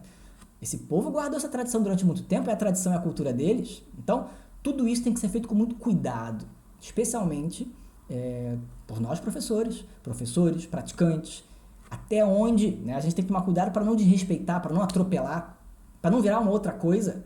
E quando a gente fala da tradição, da importância da linhagem tradicional, é disso que a gente está falando também, né? Se a gente não respeita a linhagem tradicional, a gente rompe com ela, então você está dizendo da sua cabeça, inventando uma coisa nova. No mínimo, você diga que é a sua ideia.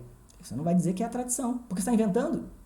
Então, esses cuidados são muito importantes de ter, por isso que esse debate é tão importante atualmente e pra gente que está, né, lidando com essa questão. Tudo bem? Tá aí? Terceiro tópico foi dito. Bora pro quarto, que o tempo tá passando. Não, esse é o quarto. Quarto, que maravilha, esse é o quarto tópico. Bom, então agora podemos ir pro quinto tópico, quinto e último tópico. Fiquei até satisfeito. A gente já tá 1h12 aqui. Então, tudo bem. Espero que não estejam cansados, né? Eu tô animado, então ainda aguento. Depois da live também eu vou desabar. Mas por enquanto tá ótimo. Vamos seguindo. E aí então, né, Sanatana Dharma. Deixa eu contar só uma coisa. Agora que falou de Sanatana Dharma, eu tinha anotado aqui, mas eu tinha deixado passar, mas vale a pena falar. Eu estava lendo, né, hoje de tarde sobre isso, por isso que também tá tão legal, né, de falar. Tem um artigo muito interessante falando sobre essa questão decolonial na tradição védica, né? E aí tem nesse artigo que estava sendo dito, que eu estava lendo, falava sobre uma discussão do século XIX, né? Especificamente dentro da Indologia. Indologia é o ramo da orientalidade, né, do orientalismo, que foca na Índia, né? A Indologia. Amanhã a gente vai falar muito mais sobre essa questão, mas enfim, na Indologia tinha toda uma questão no século XIX sobre, e aí, vai ter pizza? Que maravilha, vai ter pizza depois da live, tô feliz demais, sexta-feira de noite com pizza é muito bom. Sexta-feira com Oppenheimer, mecânica quântica, Bhagavad Gita, orientalismo, quer dizer, né, decolonialidade, que é mais legal, e pizza, né, por cima, vai ser maravilhoso. Tinha esse debate no século XIX, né, uma grande questão na academia, que é, o hinduísmo é o quê? Será que ele é politeísta? Será que ele é monoteísta? Porque às vezes diz várias deidades, vários deuses, então ela é politeísta. Às vezes fala sobre uma unidade, então é monoteísta. Como é que funciona? Aí, não, ele é enoteísmo, não é enoteísmo, né? Porque no final das contas não tem vários deuses exatamente, tem vários, mas as pessoas focam num, focam em outro, então é enoteísmo. E aí fica nessa disputa, nessa questão, né? O que é, afinal de contas? Uma grande discussão sobre isso. E aí o autor do artigo falava, mas essa discussão imensa na academia, por quê? Porque eles estão deixando de olhar para o que a tradição própria diz, né? Alguém disse uma resposta maravilhosa. O hinduísmo não é uma religião, quer dizer, ele é uma religião, mas será que ele pode ser considerado religião? Quem classifica como religião é o Ocidente. Esse é o olhar ocidental que divide tudo em caixa. O Ocidente divide entre ciência, religião, arte, mas isso não existe na tradição védica. Não tem religião separada de outras coisas.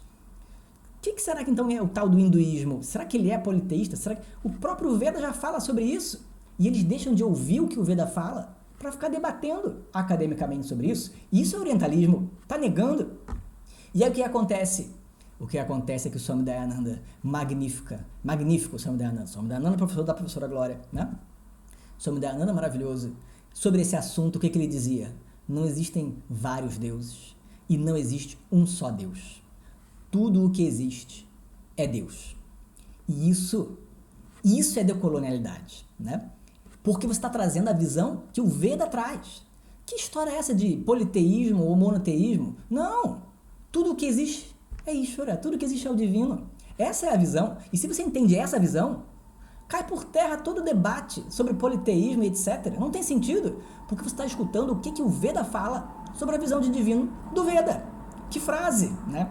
Que frase. Ele não falou num contexto de orientalismo e decolonialidade, ele não falou. Mas que exemplo incrível, né? Quando a gente escuta o que a tradição diz, se resolve, porque a gente está entendendo o que ela está dizendo. E não está com um olhar externo tentando encaixar num quebra-cabeça que não encaixa, porque a gente está querendo encaixar nos nossos moldes, né? Então, realmente é um exemplo incrível, tá? Bom, e aí, para a gente poder terminar, vamos para o quinto tópico. O Oppenheimer, então, ele teve lá a relação com o hinduísmo dele, ele tinha grande respeito, ele realmente ele tinha, né? A gente tem vários textos que falam sobre isso. E como ele falava sobre o hinduísmo, ele pautava a vida, né? Na visão de mundo dele, ele falava que tinha uma grande influência do hinduísmo e da Bhagavad Gita, ainda que ele não se definisse hindu, ele não tinha uma relação interna nesse sentido, mas o estudo dele fez com que ele, de alguma maneira, adotasse isso na vida dele.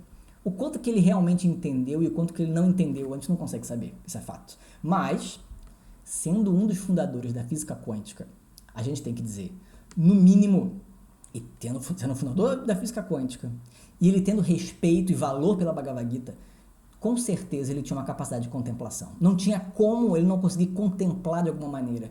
Contemplar, apreciar uma ordem maior. Em algum nível, é fato, ele tinha que ter. Não tinha como ele não ter. Isso é um ponto. Algum entendimento do capítulo 11 com relação à apreciação do divino. Algum entendimento ele teve. Claro que ele teve, né? Porque se ele tinha uma capacidade de apreciar tanto o universo quanto a Bhagavad Gita, algum entendimento do capítulo 11 ele teve. Porque é muito inspirador, né? Fala sobre a devoção, é claro que ele entende. Ele entendeu o conceito de Ishvara no sentido de ser cósmico, de ser vasto, de não ser alguém em algum lugar. Esse conceito ele consegue entender, é claro que ele consegue. E é evidente que ele passou por momentos da vida dele, com certeza, em que ele conseguiu apreciar uma totalidade do qual ele estava imerso de alguma maneira, né? Então, algum entendimento, sem dúvida, ele teve, tá? Então, se a gente tem assim, se a gente consegue parar a pensar dessa maneira, quando ele vê a explosão, uma explosão nuclear, ninguém tinha visto uma explosão nuclear, nem ele, né? Foi o primeiro experimento, foi o primeiro teste, ele vê aquela explosão. O capítulo 11 veio na cabeça dele. Dá para entender porque o capítulo 11 veio na cabeça dele. Esse é que é o ponto, né? Eu não sei vocês, eu nunca vi uma explosão atômica ao vivo. Ao vivo eu nunca vi, né? Espero nunca ver, né? Mas eu nunca vi. Mas eu já vi em vídeos. A gente tem que dizer, é terrível, mas ao mesmo tempo é fascinante. Uma explosão dessa é impressionante, sem dúvida, pavorosa, aterrorizante, mas impressiona, mexe com a gente, porque é uma explosão num nível, numa dimensão que é incomensurável. Agora você imagina nunca ter visto isso, porque a gente já viu em vídeo várias vezes, e você vê em primeira mão, num teste, uma explosão atômica. que não passa na cabeça da pessoa quando vê? Depende. Passa muita coisa. Pode passar muita coisa. Então, quando a gente vê o vídeo da bomba atômica explodindo, é uma coisa catastrófica realmente, é uma bolha enorme de luz que cresce assustadoramente rápido. É uma velocidade incrível. E aí ela cresce, ela sobe, ela vira um cogumelo que vai até o topo, vai até lá em cima do alto da atmosfera, vira uma coisa impressionante, né, brilhante. E embaixo, um anel ali, um disco realmente, um disco de onda de choque, que devasta tudo, uma onda de choque de calor que devasta tudo. Se a gente for num raio de quilômetros, é imenso. E isso só a explosão. Porque depois deixa a radiação, que é uma coisa pavorosa. É pavoroso, realmente é pavoroso. E se a gente for parar para ver a consequência é de fazer chorar, né? É terrível a gente imaginar que foi usada no Japão 2 vezes. Tem um documentário, eu não lembro o nome do documentário, a gente viu antes, eu não recomendo que vejam, né? Eu recomendo, mas não recomendo. Também não lembro o nome, não adianta. Foi um documentário que eu vi há muitos anos atrás, tem mais de, 15 anos, especificamente sobre a aplicação, né, o uso da bomba em Hiroshima e Nagasaki. E os relatos. E é de chorar, de tão terrível que é. Eu não vou descrever, se quiser tiver curiosidade depois ver o tipo de efeito que acontece na pele, no corpo, né, e é terrível demais de poder contemplar, né? E fica depois, né? Quem não está no raio da explosão e de alguma forma é totalmente pulverizado, né? Às vezes nem é pulverizado, o que na verdade é até pior, né? Porque o que sobra é terrível. Mas quem está fora do raio da explosão imediata, ainda assim recebe uma carga de radiação fatal, né? Fatal.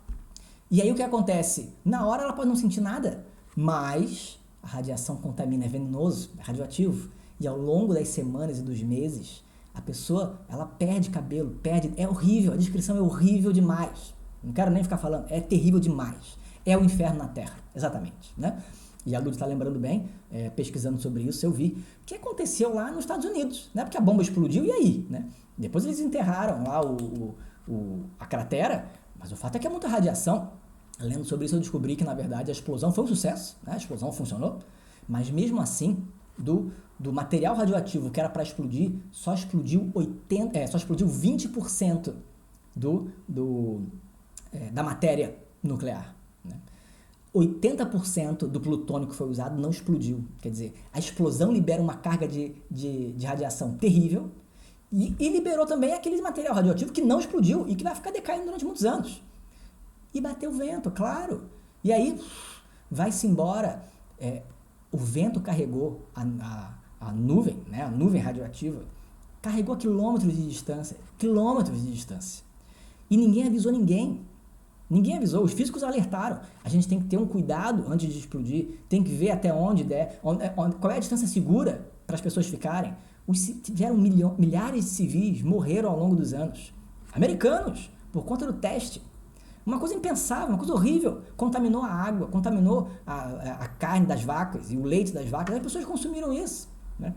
Hoje em dia tem todo um estudo retroativo sobre isso. Mas foi horrível, né? Horrível. Uma explosão nuclear é uma coisa impensável. Ninguém deveria usar uma explosão nuclear contra ninguém. É uma coisa catastrófica. Catastrófica, né? Então, realmente é o inferno na Terra. Não tem o que dizer. Ao mesmo tempo, é impressionante. É impressionante ver. É impressionante a dimensão da destruição, o poder que tem ali, né? E é impressionante ver que aquilo ali vem de núcleo atômico. Como é que pode? Física quântica.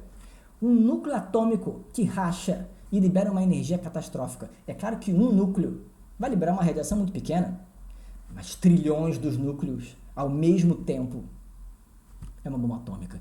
Que coisa inacreditável. É a ordem cósmica, né? Faz parte da natureza. A física quântica, a mecânica quântica faz parte da ordem cósmica. Até a bomba atômica, por mais terrível, assustador e desastroso e catastrófico que seja, é Ishvara. É Ishvara. E é isso que o Shri Krishna queria ensinar para Arjuna no capítulo 11. Até uma explosão nuclear, as coisas mais terríveis que você possa imaginar no universo, também é Ishvara. Porque senão não existia. Se existe, tem o seu lugar. Existiu. Terrível. Eu não concordo. Eu não gosto. Eu não faria. Eu sou contra. Ok. Mas eu tenho que acomodar no meu coração como parte do universo. porque o fato é que é. Não tem como negar que é. Então, essa aqui é a dificuldade. A contemplação de Ishvara inclui aquilo que é terrível. A Arjuna teve essa dificuldade, porque era terrível demais dele enxergar o universo inteiro colapsando na boca de Krishna. Então, quando a gente pensa dessa maneira, não é difícil de entender por que na hora que Oppenheimer viu aquela explosão atômica, o que veio na cabeça dele foi o capítulo 11, e veio essa frase. É claro que veio essa frase, né? Ele traduz Kala, Kala é o tempo, né? Ele diz, eu sou o tempo, Shri Krishna fala, Kalaha Asmi, eu sou o tempo. Oppenheimer traduziu Kala como a morte, e não está errado, porque Kala, o tempo e a morte, eles são sinônimos, né? Porque a morte é a dissolução, e o tempo é o maior destruidor, é dito, né? Porque tudo tem início e tem um fim. Então, a forma se dissolve. A morte existe para a forma. A morte é o fim da forma, para uma nova forma surgir. A destruição tem o seu lugar. O início e o fim tem o seu lugar também. Kala é o tempo, Kala é a morte. Então não está errado quando ele diz Kala Asmi, como eu sou a morte. Porque o sânscrito permite. No contexto foi falado do tempo, por quê? Para dizer que, na verdade, é o fim, é aquilo que dissolve, o tempo é aquilo que dissolve, mas encaixa a morte também. E ele diz, Loka Kshaya Krit, a causa da destruição de Loka. Loka é mundo e Loka são os habitantes do mundo. Glória a Deus coloca, e a tradição coloca como os habitantes, as pessoas, porque isso é o mais importante, especialmente porque a Arjuna, na guerra, ele vai lutar contra pessoas, né? Então, Loka Kshaya Krit, a causa da destruição das pessoas. Mas a causa da destruição dos mundos também funciona, porque Loka também é mundo. Então a tradução dele não está errada. Não está errada. Não é geralmente como a gente coloca. Mas não está errada. Quando ele vê a bomba atômica, aquela explosão, e ele vê aquilo, realmente, é o que vem na cabeça dele. Dá para entender. Dá para entender. Então, o que ele percebe, o que ele sente, a sensação de pavor, a sensação de perda de referência, a ausência de controle, o medo, o pavor que você tem, que com certeza ele sentiu, diante de algo que é incomensuravelmente maior do que você. Deve ter sido isso que a Arjuna sentiu, dadas as devidas proporções, naturalmente. A Arjuna não consegue processar a grandeza que é o Ishvara, a grandeza que é Ishvara. Ele não consegue incluir a parte terrível, porque Ishvara é grande demais, não cabe na cabeça dele, ele não consegue processar. E Oppenheimer com certeza também não conseguiu. Tanto que depois ele pensa, mas como é que vai ser usado isso contra pessoas? Né? Então não é difícil de entender por que veio isso na cabeça dele. Não é difícil. Tá? E aí, para a gente poder terminar, eu vou fazer um exercício. Eu vou ler alguns versos do capítulo 11, só a tradução da professora Glória. E vocês tentem ver, pensando nesse contexto todo, se imaginando no contexto de Oppenheimer, vê se de alguma maneira o que a Arjuna descreve é a forma cósmica. Mas tenta pensar, enquanto eu estiver lendo, tenta imaginar o que Oppenheimer estava vendo e vê se não faz sentido ele associar o que está sendo descrito com a visão de uma explosão atômica. Não é o que está sendo descrito, mas vê se não faz sentido. Aí vocês me dizem. Eu vou ler. Tem que achar. Então, eu vou ler a partir de um ponto, que é quando a Arjuna começa a descrever. Eu vou ler só a tradução. Então, a Arjuna disse: Ó Senhor Krishna, no seu corpo eu vejo todos os deuses e também grupos diferentes de seres. O Senhor Brahma sentado no lótus, todos os rishis e várias serpentes celestiais. Vejo você de forma infinita para todos os lados, com muitos braços, barrigas, bocas e olhos. Não vejo o seu fim, nem seu meio, tampouco seu início, ó Senhor do universo, ó forma cósmica. Vejo você como uma massa brilhante de luz, em todas as direções, com coroa, bastão e disco. Vejo você como difícil de ser visto, de todos os lados, brilhando como a luz do fogo e do sol, e cujos limites não são determinados. Você é imperecível, ilimitado, aquele que deve ser conhecido. Você é aquele que sustenta todo o universo, imutável. Você é aquele que protege a lei eterna. Minha percepção é que você é o ser eterno. Eu vejo você como aquele sem início, nem meio nem fim, com poder infinito, com um número infinito de braços, cujos olhos são o sol e a lua, cuja boca é como o fogo ardente que aquece o universo com sua luz. Realmente o espaço entre o céu e a terra e todas as direções são permeados apenas por você. As pessoas nos 3 mundos, ao verem essa sua forma maravilhosa e apavorante, tremem de medo, ó Mahatma. Aqueles grupos de deuses verdadeiramente entram em você. Alguns deles apavorados, com as mãos juntas, glorificam-no. Grupos de sábios e siddhas glorificam-no com cânticos cheios de significados pedindo que haja paz. Todos os Rudras, Adityas, os Vasus, os Sadyas, os Vishwadevas, os 2 Ashwins, os Maruts, os Ushmapas e também os grupos de Gandharvas, Yakshas, Asuras e Siddhas olham para você maravilhados. Ó Mahabahu, as pessoas ao verem sua vasta forma com muitas bocas e olhos, com muitos braços, coxas e pés, com muitas barrigas e dentes projetados para fora, tremem de medo e eu também. Realmente, vendo você cuja forma toca o céu, brilhando com inúmeras cores e formas, com bocas abertas e olhos brilhantes, minha mente está apavorada e eu não encontro coragem nem paz, ó Vishnu. E realmente, vendo suas bocas com caninos projetados para fora, semelhantes ao fogo do tempo, não reconheço os pontos cardeais e não encontro tranquilidade. Seja benevolente, ó Devesha, ó Jagannivasa. E todos esses filhos de Dhritarashtra, juntos com os grupos de reis, e também Bhishma, Drona, o filho do charreteiro, junto com os mais importantes dos nossos guerreiros, entram em você. Apressados, eles entram em suas bocas assustadoras, com caninos terríveis e apavorantes. Alguns pendurados entre seus dentes, são vistos com a cabeça trituradas. Assim como as muitas águas correntes dos rios correm certamente na direção do oceano, da mesma forma, esses heróis do mundo dos homens entram em sua boca em chamas. Assim como as mariposas entram com velocidade no fogo ardente para a destruição, da mesma forma as pessoas apressadamente também entram em suas bocas para a destruição. Engolindo todas as pessoas que estão em todas as direções, com suas bocas em chamas, você as saboreia, preenchendo todo o universo com brilho. Sua chama terrível queima a todos, ó Vishnu. Diga-me, por favor, quem é você, com essa forma apavorante. Saudações a você, ó Devavara. Seja benevolente, eu desejo conhecer você, que é a origem de tudo, pois não compreendo suas ações. Aí então, Shri Krishna, o Vatya, Shri Krishna diz, Kalaha asmi lokakshaya krita. Então, eu sou o tempo, o grande destruidor das pessoas. Estou envolvido aqui em destruir essas pessoas. Mesmo sem você, todos os guerreiros que estão em ambos os exércitos deixarão de existir. E assim ele continua. Né? Essa é a frase realmente do verso 32. De novo, não quer dizer que seja a descrição de uma explosão atômica, mas dá para entender, realmente, dá para entender o tamanho do medo, o tamanho da ausência de controle, o quanto é assustador realmente. Uma bomba atômica é uma coisa terrível, terrível de existir e terrível de ter sido usada, é catastrófico, mas faz parte da ordem, foi o que aconteceu. A gente espera que nunca mais seja usada uma coisa dessa. O próprio Oppenheimer foi veementemente contra o projeto ser continuado, porque ele sabia o quão terrível era. Então, tudo que a gente pode fazer é isso, é contemplar Ishvara e entender que Ishvara inclui tudo faz parte da ordem. E aí eu acomodo, gostando ou não gostando, concordando ou não, e vejo qual é o meu papel. Ok, eu me posiciono então nesse papel e contemplo o universo inteiro. Essa aqui é realmente a grandeza do capítulo 11.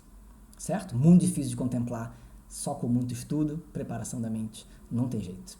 Isso é uma vida de Yoga e Vedanta, no final das contas. Tá? É isso, então, terminamos a nossa live. De novo, então, Ludmila me lembrou bem, convido vocês a participarem do curso de amanhã. O curso de amanhã, o intensivo, é As Origens da Civilização Védica. A gente vai falar sobre a teoria da invasão ariana, que foi a explicação que foi dada no século XIX para a origem da civilização védica, e que na verdade a gente vai ver como que depois vários argumentos vão desconstruindo essa teoria, essa hipótese, e mesmo assim, por questões econômicas, por questões políticas, ela ainda se sustenta hoje em vários nichos, dentro e fora da Índia, e como que é importante também a gente poder ir além, né, e questionar e ver o nosso lugar. Mais importante do que isso é o nosso lugar, reconhecer o nosso lugar diante desse debate, não importa no final das contas o que aconteceu, o que não aconteceu, mas poder de alguma maneira saber como se posicionar, refletir. Isso sim realmente é o mais importante com relação a isso tudo. Ok? É isso. Vamos terminar então, vou cantar um mantra, espero que tenham gostado. Fico muito satisfeito de terem me acompanhado até aqui. Durou bastante. Então vamos cantar o mantra e a gente encerra. Om Purnamadav Purnamidam Purnat Purnamudachyate Purnasya Purnamadaya Purnameva Vashishyate Om Shanti Shanti Shanti Harihi Om Shri Gurubhyo Namaha Harihi Om